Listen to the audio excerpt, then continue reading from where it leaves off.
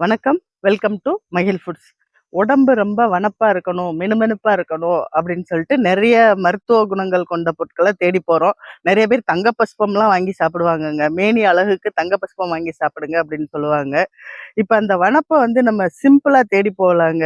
நம்ம ஆவாரம்பூ தாங்க நம்மளோட தங்க பஸ்பம். அதாவது ஆவாரம்பூ சாப்பிட்டுட்டு வந்தோம்னா, உடல் நல்ல மினுமினுப்ப கொடுக்கும். சரும ஆரோக்கியத்திற்கு ரொம்ப ரொம்ப நல்லது.